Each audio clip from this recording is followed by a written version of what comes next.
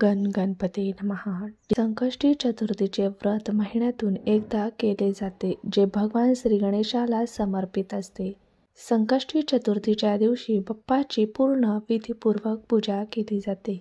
अनेक जण या दिवशी गणपतीचा आशीर्वाद मिळवण्यासाठी व्रतही करतात, जे चंद्राचे दर्शन घेतल्यानंतरच केले जाते। 16 फेब्रुवारी 2025 रोजी संकष्टी चतुर्थी साजरी केली जाणार आहे। संकष्टी चतुर्थीच्या दिवशी सर्वार्थ सिद्धी योग व अमृत सिद्धी योग तयार होत आहे। या दिवशी तुम्हाला एक सेवा, एक उपाय मी सांगणार आहे। तो तुमच्या मुलांच्या प्रगतीसाठी, पतीच्या प्रगतीसाठी, घराच्या प्रगतीसाठी, तसेच कुटुंबावर कोणतंही संकट येऊ नये यासाठी हा उपाय करायचा आहे। यासाठी तुम्हाला एक दिवा लागणार आहे। तो दिवा कुठे लावायचा हे तुम्ही व्हिडिओ कुठेही स्किप न करता पूर्ण व्हिडिओ पहा व नक्की चॅनलला सबस्क्राईब करा। सकाळी लवकर उठायचे आहे, अगदी ब्रह्ममुहूर्तावर उठले तरी चालेल। अंघोळ करताना तुम्हाला अंघोळीच्या पाण्यामध्ये तुम्हाला 2-3 गंगाजलचे थेंब टाकायचे आहे। पहा, अशा तिथींना पवित्र नद्यांमध्ये जाऊन स्नान केल्याचे पुण्य आपल्याला मिळते। याने आपल्या शरीरातील नकारात्मक ऊर्जा बाहेर पडते व आपल्याला प्रसन्न वाटते।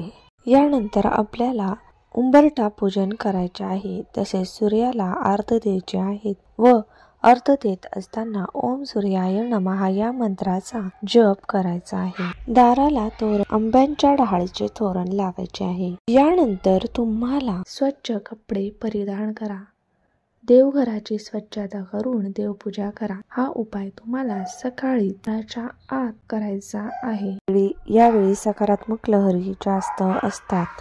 गणपती बाप्पाला जलाभिषेक करताना ओम गण गणपते नमः या मंत्राचा जप करा।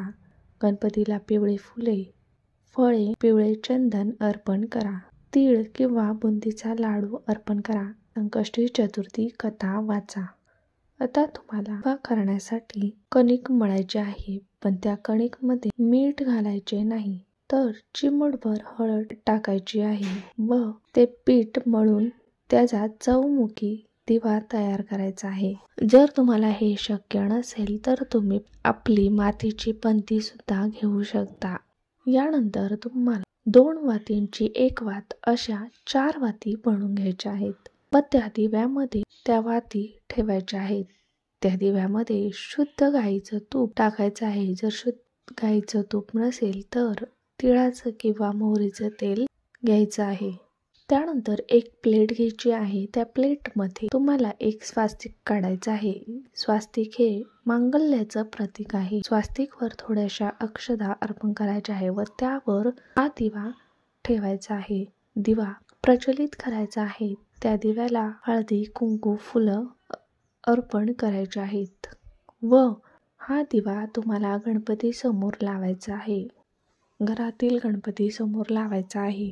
दिवा लावल्यानंतर तुम्हाला गणपतीचे संकटनाशनम गणेश स्तोत्र 11 वेळा पठण करायचे आहे। जर तुम्हाला हे पठण करणे शक्य नसेल तर मोबाईलवर लावून श्रवण करू शकता। हे पठण झाल्यानंतर तुम्हाला गणपती जवळ बसून आपल्या मनातील जी काही इच्छा असेल, समस्या असेल, ती मनोभावे अतिशय कळकळीने गणपती समोर मांडायची आहे।